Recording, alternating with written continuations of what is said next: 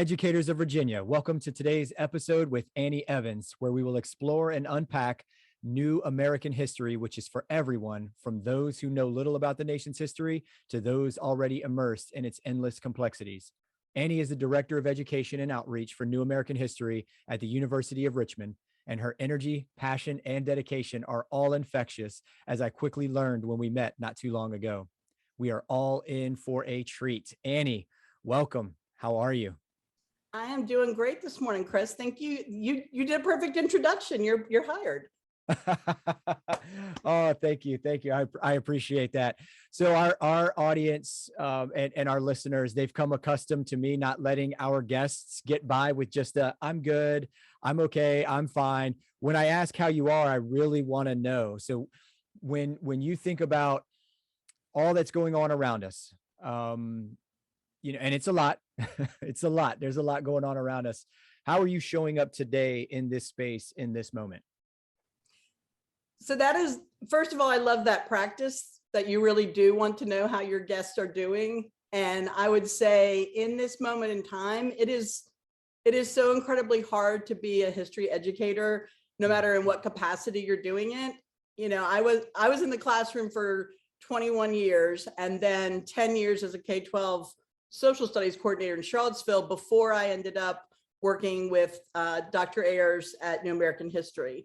And so while I'm not in the classroom, I will always, my whole life consider myself to be a teacher first and foremost. But I recognize, my role is very flexible now. I sort of make my own schedule. I go around and work with teachers across the country to try and improve history education, which is our mission, in whatever way that we can best do that.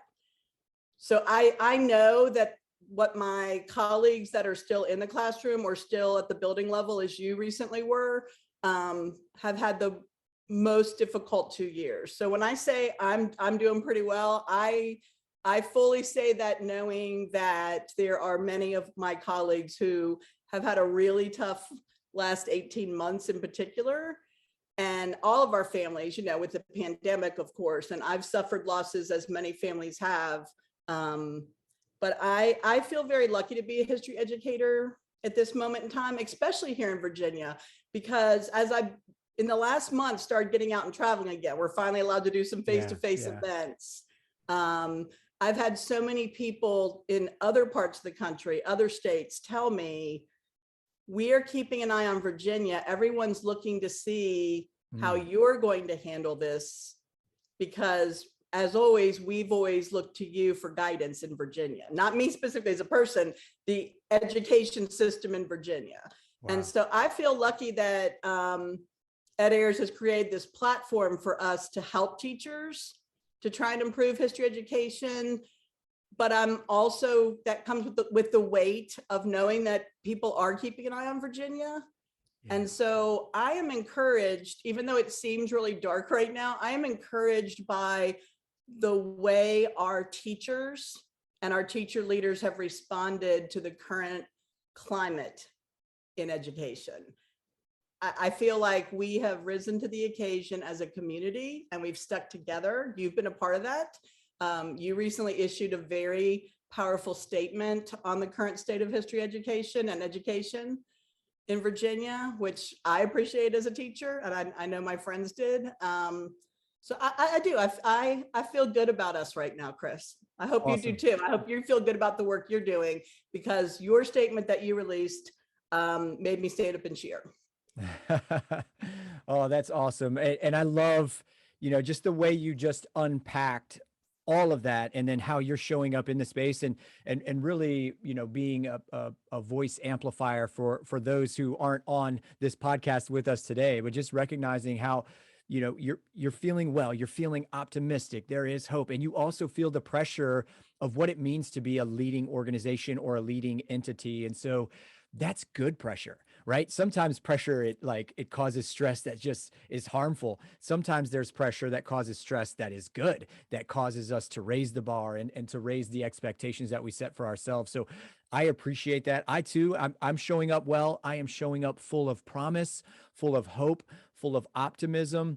I know that with the right amount of collaboration, we're going to be okay.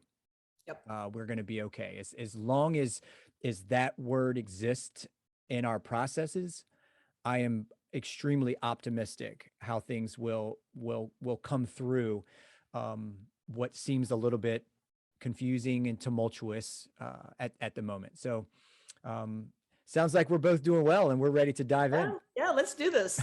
I love it. Okay. So before we dive in to really into New American history, I want you to kind of give us some background. What is it? When did this work start? Why is it important, especially right now, which you just kind of outlined a little bit, and really just give us some background context of New American history, if you don't mind.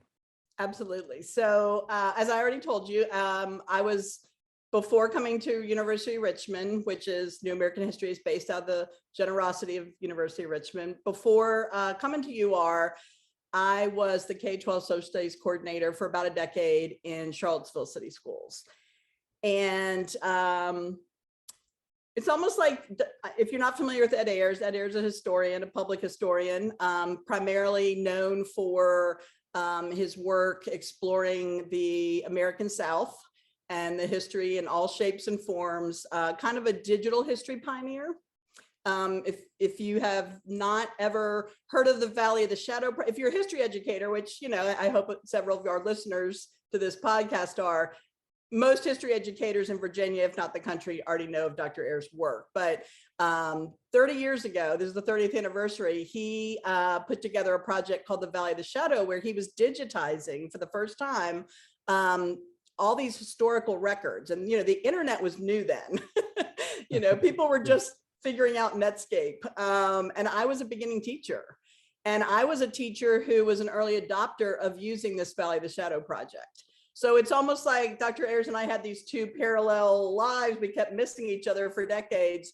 He was a professor at UVA. I was a classroom teacher in Henrico County, in outside Richmond. And I found this at a conference, and I just thought, this is amazing. What a great way for kids to learn about Civil War history. And so what it was him digitizing church records, what marriage licenses, death certificates, census records, everything you can imagine, any piece of data about these two cities, one in the north, one in the south. And so it wasn't the typical, let's memorize the dates of these battles and who won, and let's memorize these generals and which color uniform they were, which that never appealed to me as a kid. It never stuck. And to me, it didn't really tell the whole story.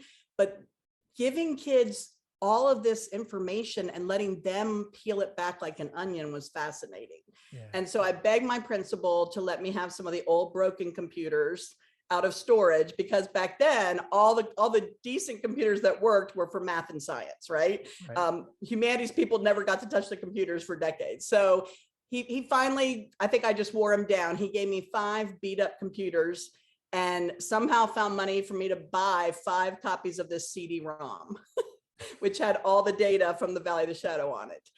And then eventually it went online. And it was so slow, and you could hear that beeping noise because it was going through and he had to pay to have a telephone line run to the back of my room. And I used to rotate other teachers into my room because we only had these 5 for the whole social studies department, right? So other teachers would swap rooms with me for the day so their kids could use it. We set up a whole schedule. It was crazy. But I realized then that this was the way we were engaging kids in history, and I wanted to be a part of that. Yeah. So as an early adopter of technology, I was always looking for the next way to do that. So 30 years later, you know, for 20 years, I'm in Richmond, he's in Charlottesville. Just as I'm going to Charlottesville to be the social studies coordinator, he's coming to Richmond to be U of R president. So we miss each other again.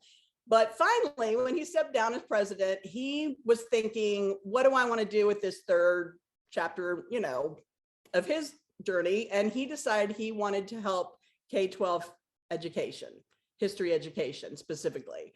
And he thought, you know, I've been making these digital tools and resources all these years, and kind of for college professors like myself to use. But he said, I think some AP US history teachers might be able to use some of these tools and resources. So he was giving a keynote, a joint project with UR and UVA, and he has these incredible digital maps. So he's gone on to create all this other digital scholarship. And one thing that he's worked on at U of R is this digital scholarship lab. These talented guys that have a GIS and a history background and a design background got together. They create these maps that are interactive. And he contacted a friend of mine who's a colleague at UVA and said, do you know a K-12 teacher that could do something with these maps? I think maybe AP US history could use them. And she said, oh, I know the right person. So that's how we originally connected. I was supposed to just make 3 lesson plans for 3 maps to give away at the end of this keynote. But when I met with him, and I'd gone to see his lectures for years, but didn't really know him. But when she connected us, I said, I can make you some lesson plans for AP, but those kids are kind of already doing fine. I would like to use this map with 4th graders next week. And then I want to use this map with a 7th grade civics class. And then I want to use this map with some high school kids in our alternative ed program who hate history and they think it's terrible and they don't even want to do it. And he kind of looked at me and goes, well, these maps are really sophisticated. I don't think 4th graders. And I said, trust me. And he did. Yeah. I don't know why, but he did. And so I piloted things with elementary, middle, and high school kids, but I targeted high school kids that don't like history.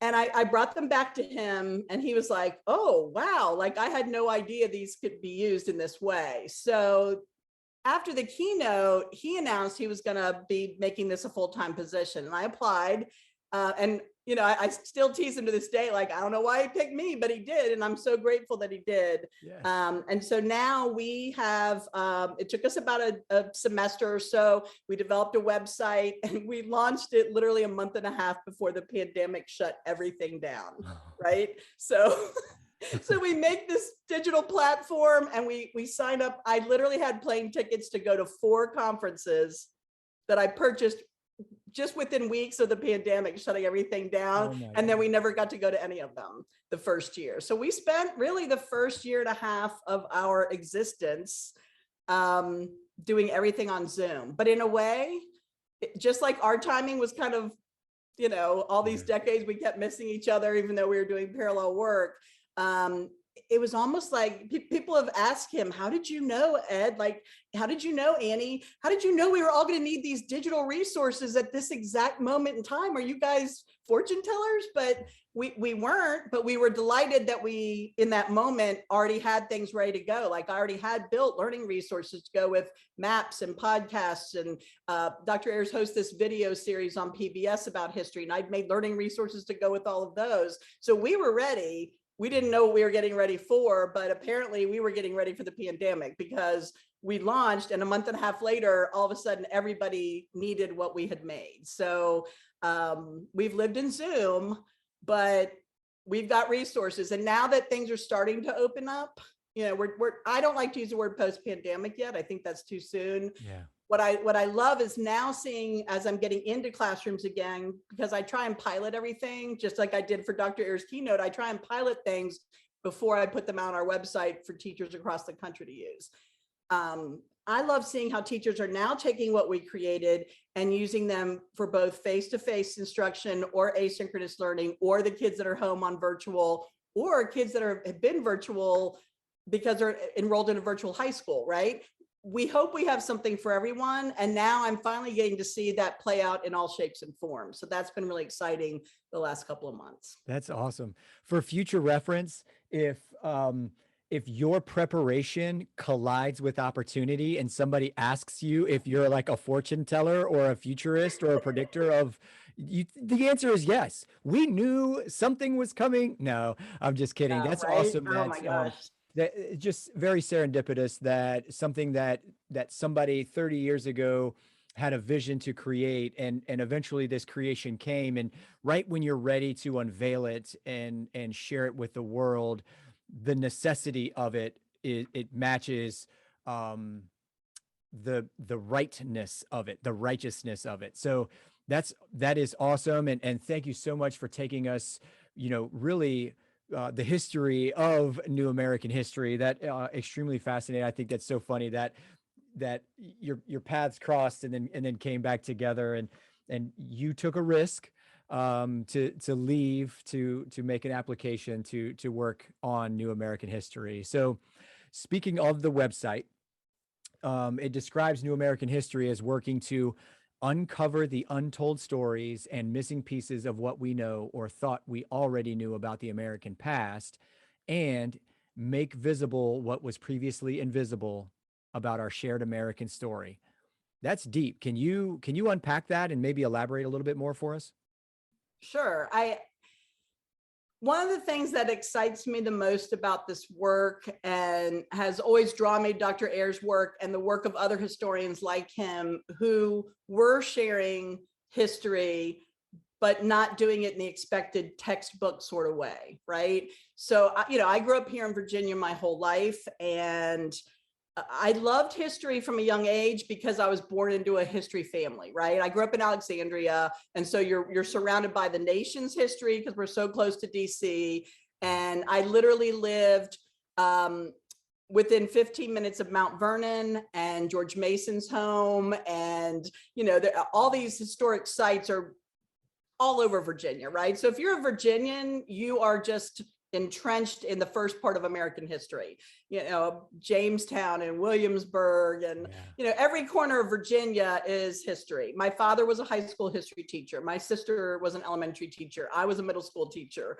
And so I kind of grew up in a teacher family, and we took long car trips when I was very young, and our dad would stop at those historic sites or those roadside, markers and read them to us. And I was lucky that we were kind of a museum family. So on weekends, we go to the Smithsonian, or we go to Mount Vernon, or we go to all these places. But one thing as a kid, and I remember distinctly on a Girl Scout trip once, my mom was our troop leader. I was kicked out of Mount Vernon tour. I think I was like 7, because I kept asking about the other people that lived at Mount Vernon, because my mom read to me, and we talked about things. And then when I got a little older, Roots came on TV, so I had a lot of questions, and I kept asking. And back then most of the tour guides in Virginia were not telling those narratives, right? And so I was asking questions, and the tour guide kept saying, well, that's not part of this tour, or we're not talking about that right now. But little Annie Evans, she's going to keep asking those questions. And I literally have this memory of being in my Girl Scout uniform and being asked to leave the tour. She turned to my mother, who was the trip leader, and said, she's being disruptive. You need to take her out. Oh my goodness. And my mother, I will never forget this. My mother said, she's not being disruptive. She's being curious, Yeah. Which is the point of us bringing the troop here today. And I remember, my mom said, let's go outside and take a walk. Mom will tell you about it. And there was another troop leader to continue on the tour with the other kids. So my mom and I left the house tour, and we walked around our own, and we had a discussion about it. And she said that she was proud of me for asking those questions, and that I wasn't being disruptive. She assured me that I wasn't being disruptive. And then she said something to me of the effect of, they're just not ready to give that tour yet, but someday they will. So mom's going to walk you around. We're going to walk around, and yes, we did watch Roots together. We watched it every single night for a whole week. It kind of changed my whole thinking about history. And that's when I really became kind of this disruptive child, because I knew that we weren't getting the whole story in class. And so all through elementary and then middle and high school, I would ask. And some years I would get a teacher who would tell us the truth, right? Yeah. And other years I would get a teacher like the Mount Vernon tour guide, and I would come home, and you usually figured that out within the first 2 or 3 days of school, which kind of teacher you had. And I would come home and say, well, I got another dud, or, oh, I got another teacher that teach from the book. And mom would say, well, remember what my brother he was in high school, he was much older. He would tease us and say, don't let your teachers interfere with your education. And I never quite understood what he meant by that. He used to say that to us a lot. And I remember when I went away to JMU to teacher school, he as he was driving away, he took my mom to drop me off. He said, hey, Ann, don't forget, don't let your teachers interfere with your education. I think for the first time, I sort of got what he meant. Yeah. And later on, I think I found out that that was a Mark Twain quote. He didn't make that up. He wasn't quite as brilliant as I thought he was, but he's still a pretty smart guy. But I've told my students that every year that I was in the classroom. I said, never let your teachers interfere with your education. You can own your own education. And New American History, I think, kind of embodies that. We don't need to wait for our students for us to tell them how to use this map. I'm not going to tell you how to use this map.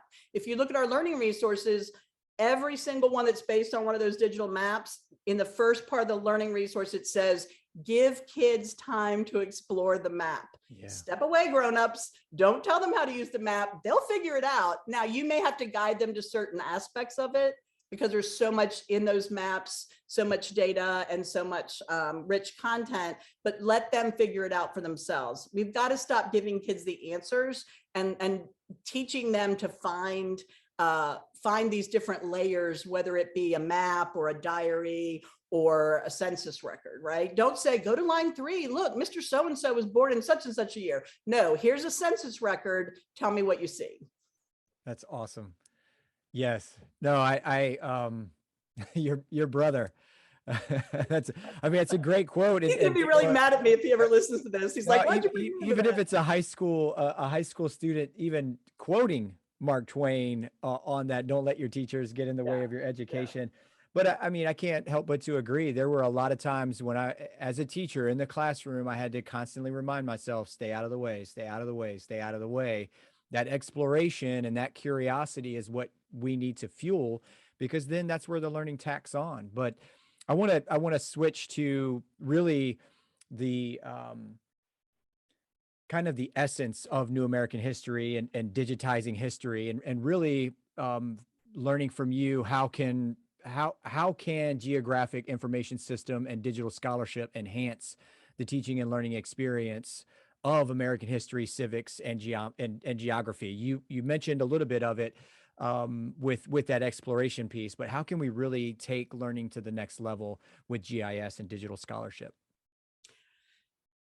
So I have been a GIS fan for many, many years, even before it was really in the mainstream K-12. You know, when GIS first started, it was something that was developed for the military, right? It was super duper top secret. And then even after it was declassified and put out there, you know, scientists started using it, academics started using it. Again, right around that same time that Dr. Ayers and the Valley of the Shadow Project came out, I was very fortunate to be part of a National Geographic initiative right around that same time, where they were training SWAT teams of teachers across the country and forming these geographic alliances, a whole network. So every state was given some seed money by Nat Geo to start these geographic alliances. And my principal came down the hall. This is hilarious. He came down the hall one day and he was looking at all the social studies teachers. He said, not you, you have kids, not you. You're teaching summer school, you, and he pointed to me and he goes, you don't have kids, you're not teaching summer school, you're going to Virginia Tech for a month. And I was like, okay, do I get to know why? And he said, yeah, some National Geographic thing, I have to send somebody. And that's literally how this started. So I feel like my life is just a whole series of happy accidents. Yes. So I go to Virginia Tech and I find out that 30 teachers across the state have been chosen, and that we're going to get all this cool training and access to all these amazing National Geographic resources. Some of them weren't even out there yet for others. And then it was going to be our job to go around the state and help other teachers learn how to use them. And I loved that idea. And so some of this was the first time I personally got on Netscape. So Bill Carstensen, who's still in the geography department at Virginia Tech, and Bob Morrill, they showed us Netscape, and none of the K-12 folks were using Netscape yet. Virginia Tech had just started using it. And they were showing us these maps and all this incredible stuff, and how you can just type anything in and there's stuff out there already all about it. And I remember it was after lunch. So we had kind of like 2 or 3 hours to explore, and they had certain map activities for us to do. And Dr. Carstensen, who's a GIS guy, he's a cartography professor. He had developed some very simple activities for us to do, right? So it's like 4 o'clock, class is over, and I'm still just like glued to this Netscape thing with a couple of my friends. And I said, can you just leave the door in lock position? Can we keep looking at this for a little while and we'll lock the door, right? And he's like, oh, I don't know, I'm not really supposed to. I'm like, I promise we'll lock up. So he, he had kids, he had to go home and feed his kids or get one of them to soccer practice. So he left us in there. The next time we looked up, Chris, it was like 8:00. It was pitch dark. We had missed dinner. We were still in the basement of this hallway in at Virginia Tech, Patton Hall, I think it was. And we just were hooked, right? Yeah. So I think we had to go find dinner in town. And then the next day, it was the same thing. When class was over, I was like, can we use the computers for a little while? And I remember when I got home, I immediately started saving up for a computer because I didn't own a computer. We only had a few of them at school. It wasn't like everybody had a personal computer then. Right. But I just knew that if I was that engaged, my kids would be that engaged, right? And I wanted to be able to do these lessons that Dr. Carsonston had made with my kids that next year. And I wanted to share them with my teacher friends. That ended up leading to me being a member of the Virginia Geographic Alliance from the ground up, right? And I'm now the co-coordinator. I've been the co-coordinator for about 10 years.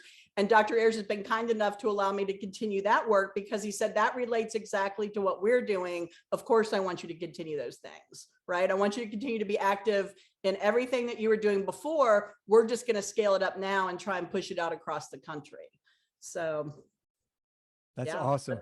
I love that story about let us keep going. And 4 hours later, it's like, oh my goodness. And I mean, we all, even today, with it not being so new and us adjusting to just having the world at our fingertips, we can still find ourselves lost when we're tapping into something that interests us, that's relevant to us, that we find some type of passion or that satisfies our curiosity.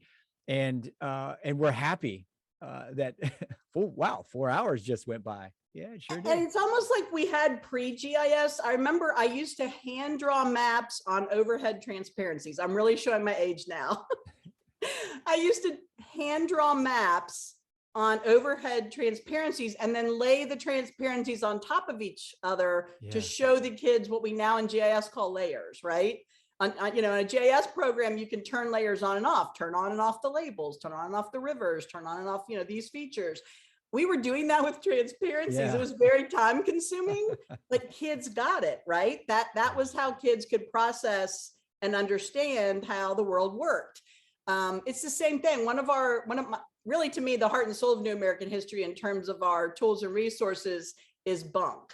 So bunkhistory.org is a real-time curation of everything that you can imagine in history media. And what we have is we have a group of U of R students each semester who worked with our very talented managing editor, Tony Field, who started Bunk with Ed. Tony was Ed's backstory podcast producer.